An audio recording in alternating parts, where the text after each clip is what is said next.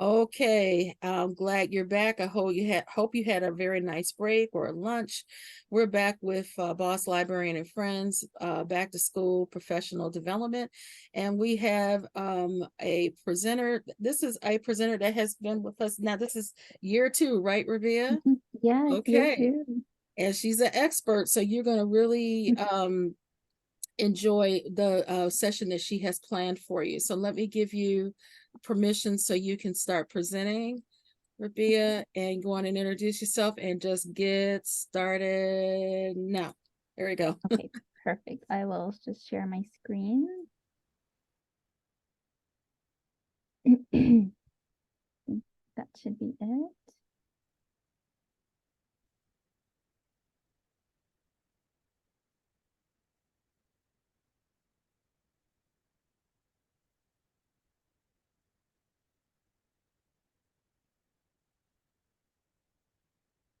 All right. So thank you so much for coming to this session and really this opportunity to be here to share some of my own passion with you all. So my workshop or session is called Using Picture Books to Discuss Social Justice and Equity Topics with Young Learners. And those are like my two passions, is like picture books, social justice, and really thinking about what that means for young learners. I just wanted to welcome you again, and it's really an honor to be here with you and to share and to learn and grow with you all. My name is Rabia Khokhar. I'm an elementary teacher in Toronto. I'm also a doctoral student, and I am a big, big, big lover of picture books. So that kind of centers how I come to this conversation. So our session goals today are really to understand the powerful role of picture books and stories. And then it's to like reaffirm our commitment to social justice and equity work as teachers and library professionals. And three is to really learn about how we can connect social justice and picture books and what that really means in practice. So hopefully we can, you know, hit all of those goals today. So we're going to get started with part one, which is going to be our theoretical frameworks. We know this is a short session, but we want to sort of center the theory and then think about what it looks like in practice in part two. And also, if people have comments and questions, please feel free to use the chat as well as the question section. Okay. So I'm just going to start by asking you if you feel comfortable to reflect in the chat. I would love to know what your favorite picture book is these days and why. And, I'm inspired to think about this because John Shu says, what is a book of your heart? Is there a book that's changed your life? Is there a book that feels like a best friend to you? And is there a book you've read so many times that most of it is like tattooed on your heart? So I'm just interested, is there like a picture book or any book that's really, it's really sitting in your heart right now? And maybe I'll just give 1 or 2 minutes for that so folks can share in the chat. And I see some comments coming in. Calvin, Undefeated, Scaredy Squirrel. Yeah, my niece is loving the Scaredy Squirrel books. They're funny and silly.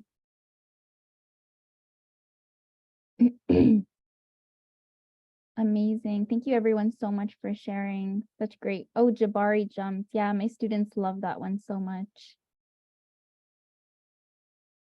Stella Luna. Yeah, that's definitely a favorite.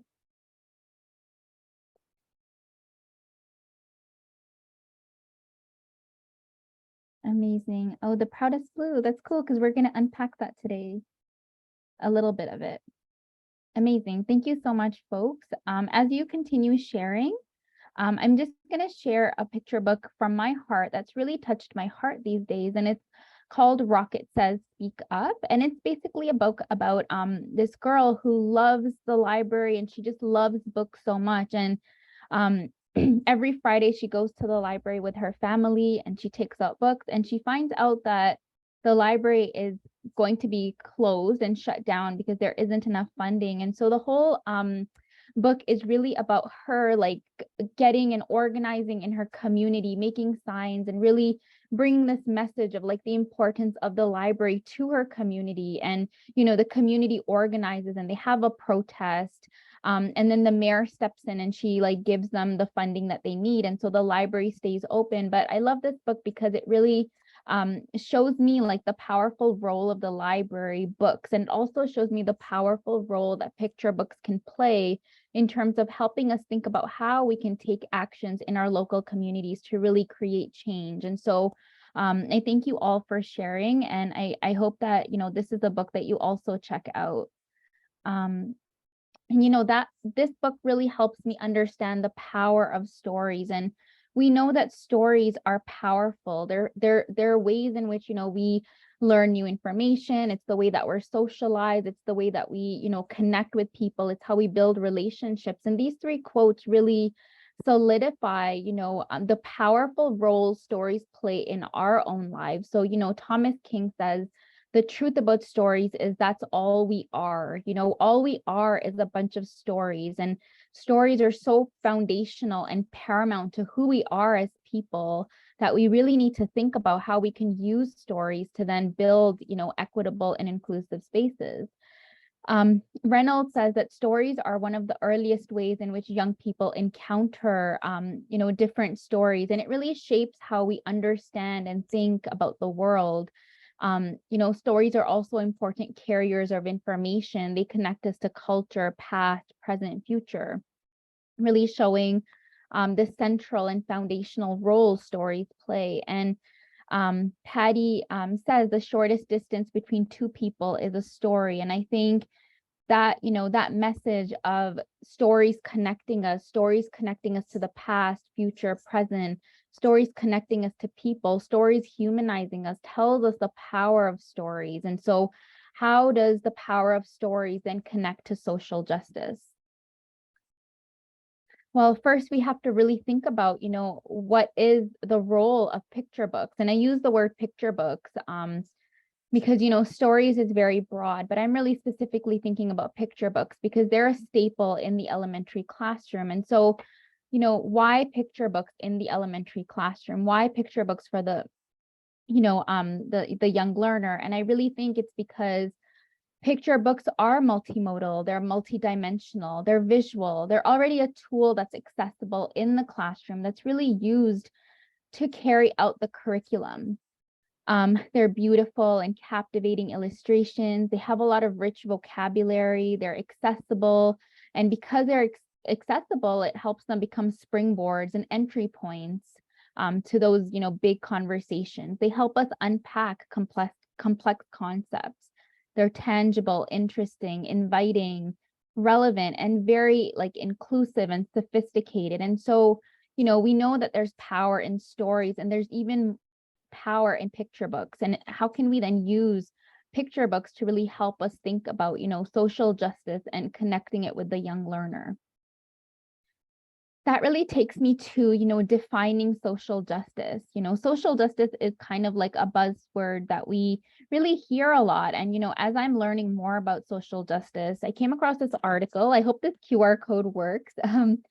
But, social justice can be defined as providing tools to examine the structural features of oppression and our own socialization within unjust systems.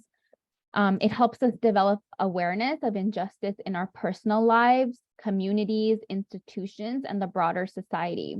And such an education, like a social justice education, enables us to develop empathy and commitment, as well as the skills and tools that we need to act and interrupt and change oppressive systems and behaviors. And so, this definition was really accessible for me to think about, this is what social justice is. And I unpacked it a little bit more to think about, well, what does social justice mean in the elementary classroom? And, what does it mean for a young learner? So for my, for my teaching experience, I think it means developing awareness and respect for self as well as others. It's really understanding other people's experiences in the world as well as, one's own. It's examining unfairness and inequity in age-appropriate, relevant ways. And then it's really learning the skills, tools, as well as learning the commitment to act individually and within, within community to create change. And so it's really developing understanding, becoming aware, examining, and then it's really about acting. So these are the 4 elements of how I sort of thought about, what does social justice mean for the young learner that I'm teaching? And I'd love to show you some ways of like what that looks like. And so, we've sort of unpacked stories, picture books, and social justice. And so where does our role come into play then?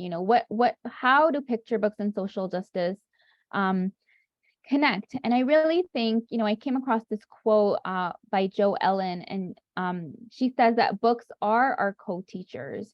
Books can be accessible tools that we can use to springboard these conversations, because we know that as educators and library professionals, we want our children and our students to be able to read the word, like we want them to be able to read their letters, sentences, but we also want them to be able to read the world, as Freire says. And reading the world is really about making sense of your own experiences, making sense of other people's experiences. It's about understanding how you fit into the world, how the world works. And so, you know, young people need skills where they can read, they can read the technicalities, but also the skills that they can read the world. And once they can read the world, they can kind of understand where the world needs to be changed. And I think that context is really helpful and accessible to do with picture books, because they're accessible, they're tangible. And that goes into, the concept of the young learner.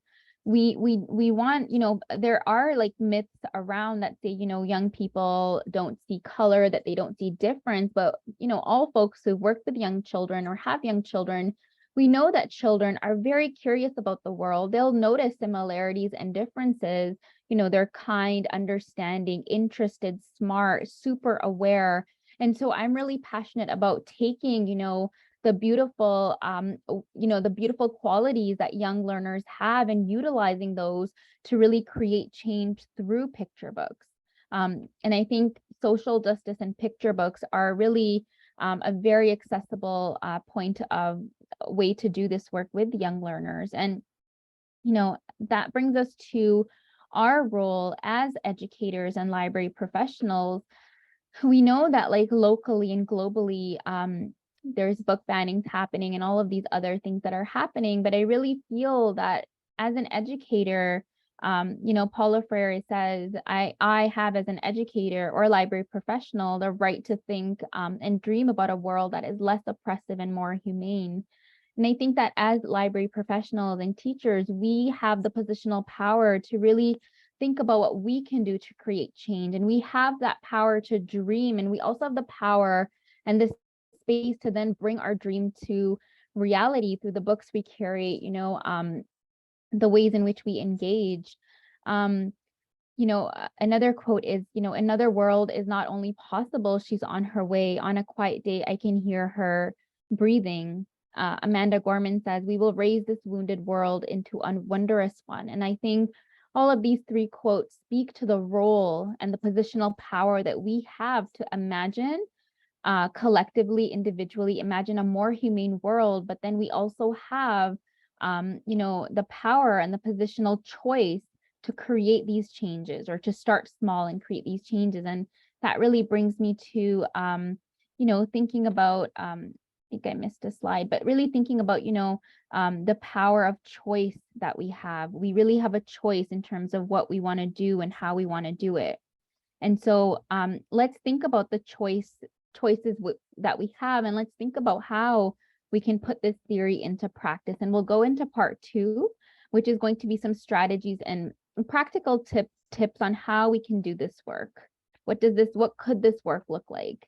And so really going from the theory to practice, I think one of the first strategies that I've used in my practice is really, being aware of the type of books or the activities that I do in my spaces. And so, really thinking about critical, ongoing, relevant, and contextual book selection. It's ongoing work that we have to do. We have to be aware of who our students are, the community that we're serving, the context, and really just being aware of who we're serving on an ongoing basis, because to do the work of social justice, we need to have the right materials and the right tools in place. We want to have books that are mirrors, windows, and sliding glass doors. And we want to be, unpacking what mirrors are, what windows are, and what sliding glass doors are for our context on an ongoing relevant basis. So that's really strategy one, is to think about, what tools you have available for yourself, but also, those that you're serving. Strategy two is to really think about how we're framing the story, how we're framing it, how we're teaching it, and how we're displaying it. Oftentimes in my own experience and my own teaching practice, I've, read books that I really loved, and I've read them in a surface level way. This book, Amina's Picture Day, is about, a girl who's celebrating Eid, and Eid ends up being on the same day as school picture day. And so she's really put in a place to like have to choose between these two really important things for herself. In the past, I've used this book sort of to talk about like a holiday. I've done like a holiday craft. There's been some room for connecting, students thinking about like, are there holidays or celebrations that you celebrate? But I'm really interested in how we can take this story from like a surface level read to a deeper level read with our students, because when we read things deeply, that's really when the social justice elements come into play. That's really where we can unpack and we can connect. And so as I was thinking about this story, I was really thinking about what possibilities it offers. And I think this story can really help us, help our students maybe like unpack, the identity of the character, and they can think about like, who is this character, what are their likes, dislikes, who's in their family. So really unpacking character development and identity, and unpacking the character's identity will help students think about their own identity. And then they can do like a similar and different Venn diagram where they think about their identity, the character's identities, what's similar, what's different. And we can see how framing these activities and really unpacking this in a deeper way helps our students connect to the story beyond a read aloud. It helps them connect and unpack and really frame the story in a really elaborate, age appropriate, but relevant way. Another activity is really to use the story to think about how we can build like an inclusive school calendar, so that Eid or other holidays are not scheduled on picture day or other days, so that students don't have to choose. And so this just shows us, if we frame the story deeply, what we're going to get from students is also deep. Strategy three, to really bring social justice into practice, I think is really to start with familiar elementary themes, which I call like universal themes, which we know in our classrooms are like, identity, family, community, friendship, role models, activities, and hobbies. And by starting with things that students know, it helps us then springboard into new things, and it provides entry points for all of our students. This is a really beautiful book, Abulita and Me, and it's about this beautiful story about a grandmother and her daughter, they go out into the world, and the granddaughter notices that people are not so kind to her in the way that she looks, in the way that speaks English, and people are always just seeing like the negative or the deficit ways. And so this year I got my students to really brainstorm and think about, the world only sees all of her deficits and all of the things that she's not good at. But what if we do a counter narrative, and what if we like jot down all of the things that she's really good at that we notice through the words and the pictures? And students said, she's really good at drawing monsters. She's really good at being brave on the bus. And I think if we start from, concepts and themes that students know, then we can push them through the books. We can help them examine. We can help them think about what they could do differently. Similarly with this book, I'll just share one.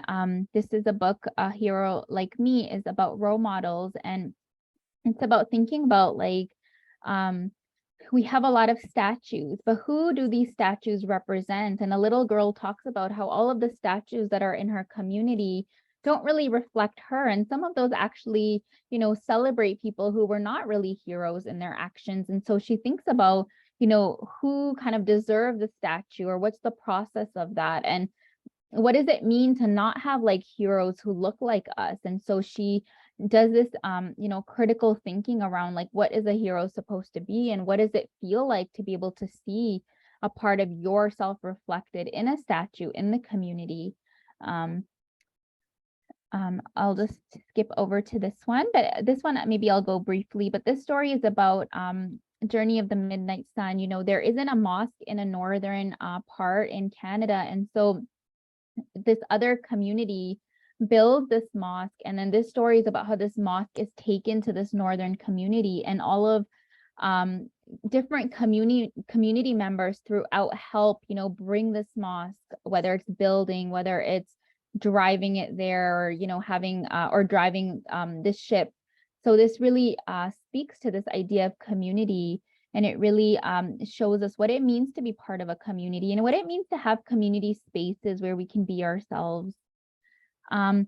Strategy number 4 is really focusing on local causes before we go to global. I know in my practice, oftentimes it's, we're really interested in going to global causes, but I think students connect more deeply when we connect to local first, rather than just saying like, we want to, save the world outside. What can we do to make our community better? And I'll just share one book we moved together where it's really focused on like issues of accessibility, and like, are our communities accessible? Who are they accessible for? How can we engage in action to make our communities more accessible? And if you look at this picture, we can see that, the grocery store is sort of like at the height, and it's accessible for various type of folks who, need to get their groceries. And so in my practice, I've always seen, the impact of local first, local causes, and then global.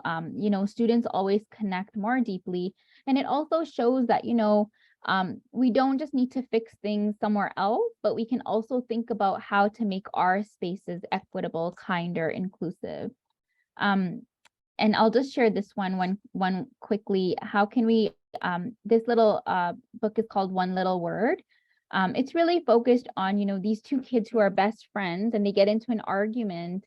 The argument becomes this big monster that's like between them. And so this story, in a very beautiful way, helps young children think about how can we resolve our conflicts using our words in peaceful ways. And I think if we think about, the young learner, that's a really good strategy for them to have, and they can grow with, thinking about how do we solve our conflicts in peaceful ways that we don't harm each other. And strategy number 5 is to really, center the mandated curriculum in cross-curricular ways, because I don't think social justice is separate from the curriculum. Social justice is the way that we, deliver the curriculum, because it's the way that we humanize the curriculum. It's the way that we connect to our learners. And so I'll share this activity that my students did in grade 3. We read this book called The Librarian of Basra, and it's about a librarian who, has to save all of her books because there's a war in Iraq. And, she saves all of these books and she brings them to her home, but the library then gets damaged. And so, social justice is very action-based and thinking about how we can make, things better. And so my students thought about how they could design a new library for this hero and, this change maker. So they made like blueprints.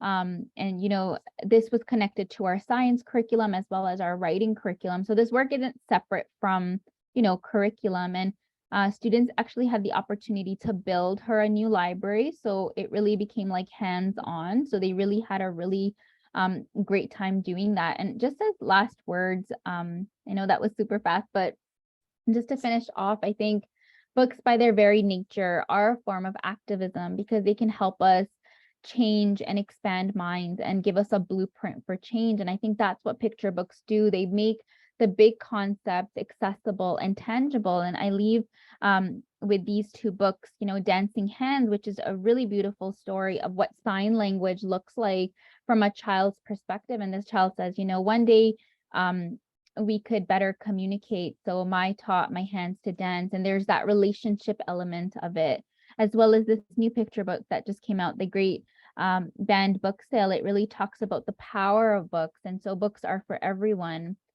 Books make us think, books make us imagine, books make us compassionate, creative, and love. And my words and books are for everyone. And I think I want to end with that by just saying that books are powerful. And if we critically mobilize them, we can really help bring these really important conversations to our young learners so that they too can feel inspired to be, kind, empathetic, inclusive, equitable individuals. And I think that's my last slide, but further resources if people are interested, and then just contact information. Thank you so much, everyone. I look forward to reading your comments and any questions. Thank you so much. Yeah, you have two comments in the I'll chat. It open it up. says, is your book list available? I can put all of them together in a document maybe and just put it together for folks. Okay. So we'll work on that master document that I had spoke of earlier Yes. today for all the presenters with additional links and resources. So I want you guys to give Rabia please give her some love in the chat. Let her know how much you love her, and also go on Twitter, let her know how much that you appreciate her presentation using the Boss Librarian PD hashtag, because we want to show the world that, look, school librarians are using their time wisely over the summer, and they are learning so we can all be better and we can support our students and our teachers and our parents. Hey, so thank you. Thank you Appreciate so you. much. You are quite welcome, hon. You're quite welcome. And thank you again. Thank you so